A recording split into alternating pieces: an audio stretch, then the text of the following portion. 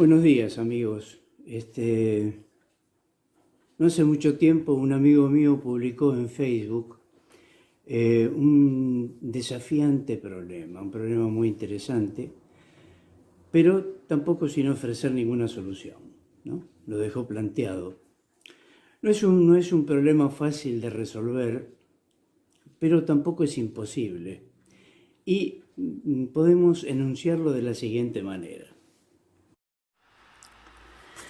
Bueno, fíjense, por ahora nos van a interesar la figura 1 y 2 que tienen a la derecha.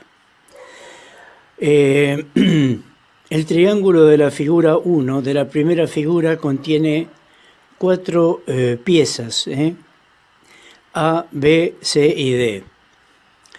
Ahora bien, estas mismas 4 piezas fueron dispuestas de otra manera en un triángulo exactamente igual, como podemos ver en la figura 2.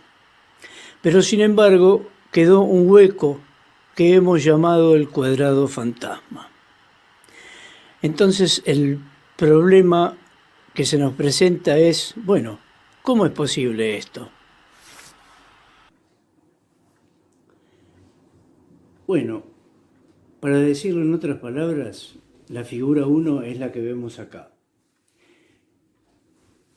Estas 4 piezas se pueden distribuir de otra manera y formar otro triángulo similar, para formar la figura 2. De esta manera.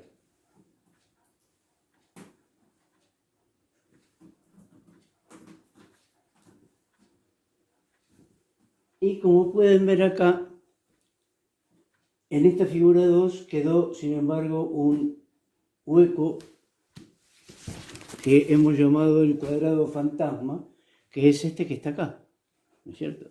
Entonces la pregunta es, bueno, ¿cómo es posible esto, no? Bueno, cuando presenté este problema en otra red social, las personas ofrecieron una variedad de soluciones basadas en la geometría, lo cual es correcto porque el problema tiene todo el aspecto de ser un problema geométrico. Les voy a indicar solamente para que tengan una idea 2 de estas soluciones que ofrecieron. Soluciones que en realidad resultaron incorrectas, por no decir en algunos casos un poco delirantes. Les voy a decir entonces estas soluciones rápidamente, erróneas, pero sin mencionar a los autores, ¿no? Como decía mi abuelo, se dice el pecado, pero no el pecador. La primera solución textualmente dice: en la figura 2 la hipotenusa no es rectilínea, sino que está ligeramente doblada, de una forma imperceptible para el ojo humano, con lo cual los dos ángulos izquierdos de los triángulos no son iguales. Objeción. Si nos tomamos la molestia de medir ambos ángulos con un transportador, comprobaremos que son exactamente iguales. Además, la solución propuesta contradice las propiedades generales de los ángulos determinados por 2 paralelas y una transversal. No entremos en detalles. Incluso suponiendo que la hipotenusa esté doblada, todavía falta demostrar cómo tal anomalía genera un cuadrado fantasma. Esta solución se pensó bajo el supuesto equivocado de que una anomalía, el cuadrado, puede ser explicado mediante otra anomalía, la hipotenusa doblada. Es una forma típica del funcionamiento de la mente, ¿no? del ser humano. Por ejemplo, en las investigaciones de psicología social de Solomon Asch, determinó la presencia, la existencia de lo que él llamó un efecto halo. En castellano esto ocurre, por ejemplo, cuando a partir de una cualidad de una persona concluimos otra cualidad. que no necesariamente tiene relación. Por ejemplo, bueno, como fulanito es alegre, también es solidario. ¿Es así? No. El refrán ruso dice, no se ríe el lobo cuando muestra los dientes. Bueno, vamos a la segunda solución que ofrecieron. Y que textualmente dice, la relación entre los dos catetos de un triángulo rectángulo es la tangente del ángulo agudo de la base, o sea, su pendiente. En el triángulo A es 8 tercios y en el triángulo B es 5 medios. Esta diferencia de pendientes no se nota a simple vista, pero está ocultando el área que aparentemente falta. Objeción. Entendiendo tangente como el cociente entre dos catetos, los triángulos A y B tienen en realidad diferentes tangentes, pero tienen la misma pendiente. Se ve que los que propusieron esta solución no han tenido en cuenta qué se llama pendiente en geometría, Es decir, la pendiente es entendida como la inclinación de una recta respecto de la horizontal. Incluso si suponemos que esta solución es correcta, todavía falta explicar cómo una diferencia de pendientes o de tangentes genera el cuadrado fantasma.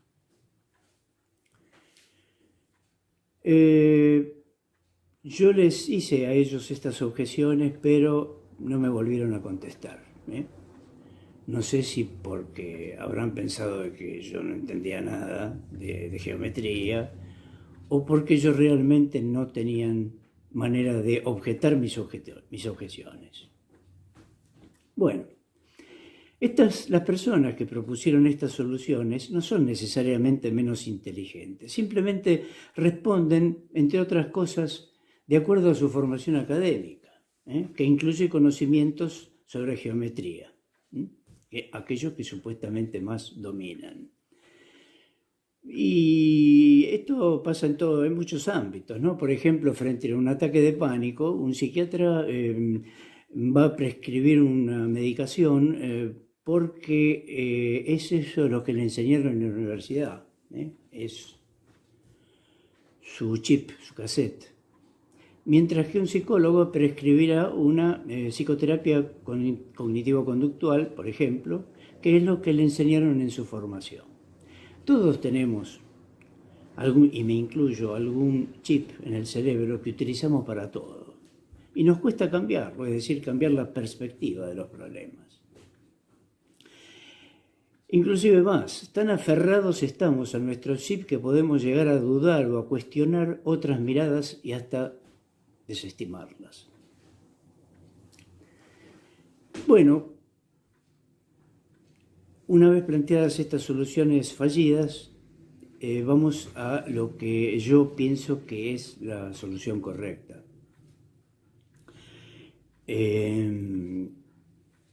Que la pensé en base a una pequeña formación en ciencias exactas que tengo, entonces tengo alguna idea de las cuestiones geométricas. En un principio pensé que el problema podría resolverse dentro de la geometría no métrica, de la llamada geometría topológica o topología. Pero después enseguida descarté esta cuestión porque cuando se reagrupan las figuras en un nuevo triángulo, cambian las relaciones de vecindad entre las piezas. Y con lo cual estamos violando uno de los axiomas básicos de la topología, que considera a estas relaciones de densidad como invariables. Entonces hemos descartado la geometría no métrica. La busqué entonces por descarte que la solución estaría en la geometría métrica, es decir, esa de la geometría euclidiana, la geometría que hemos aprendido en la secundaria, por ejemplo.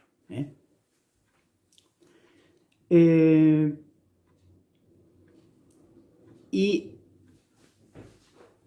aquí pude encontrar la solución. Fíjense, empecemos por reconocer que a las cuatro piezas que hemos visto acá, podemos disponerlas de muchas maneras diferentes, ¿no? Por ejemplo, de esta manera.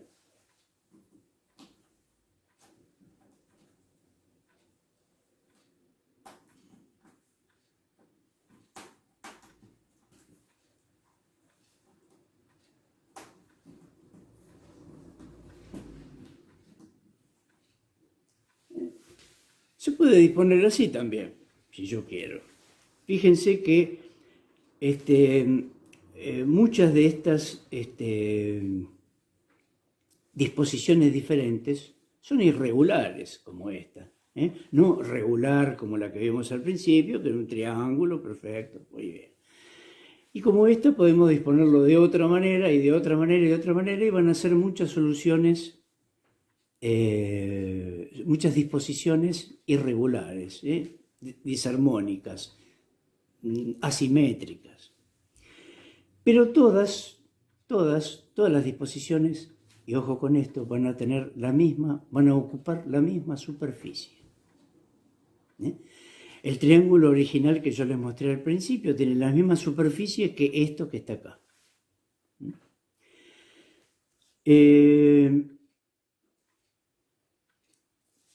Con este mismo criterio podemos disponer estas piezas de otra manera. Por ejemplo, como la del triángulo de la figura 2, donde estaba el hueco fantasma. Esa también es una distribución irregular, porque hay un hueco ahí. Entonces no es un triángulo perfecto. Hay un hueco.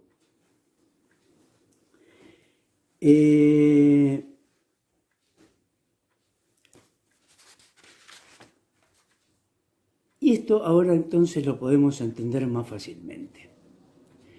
Pero sin embargo, es un problema que nos sigue intrigando sobremanera, nos molesta y nos deja perplejos.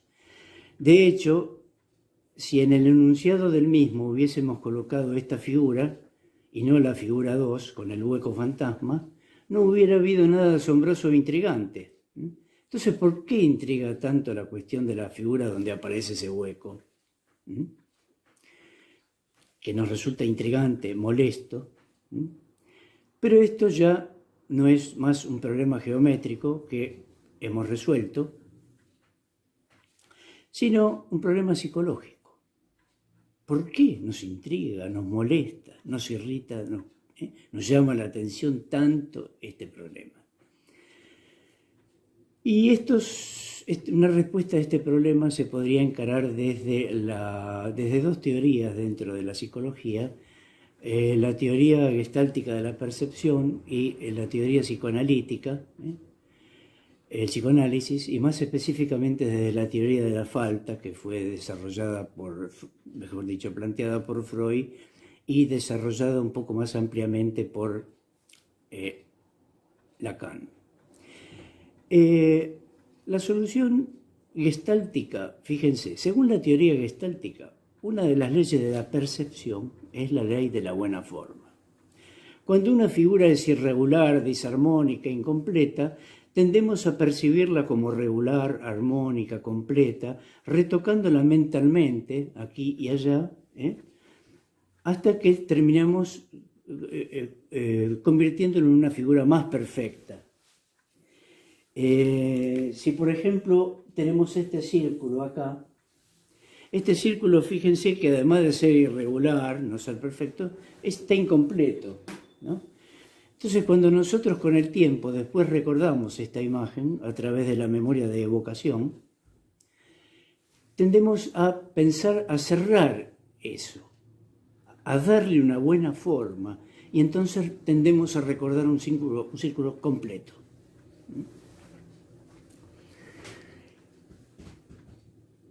Traslademos esto a nuestro problema. La figura del triángulo 2, donde está el hueco, no es un triángulo completo, es un triángulo irregular, porque tiene un hueco. Es decir, tiene la misma imperfección que este círculo incompleto. Pero, sin embargo, nosotros tendemos a percibirlo como completo, con una buena forma, eliminando mentalmente el molesto hueco. Para decirlo en otras palabras, pensamos que debería ser un triángulo completo y es ahí donde cometemos un error de juicio. Creer que el hueco forma parte del triángulo total, y no es así.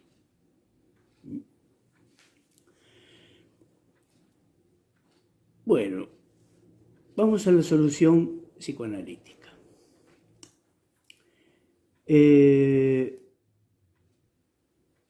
La teoría de la falta nos da una explicación, o podemos encontrar ahí una explicación, de por qué resulta tan incómodo y molesto este problema del cuadrado fantasma.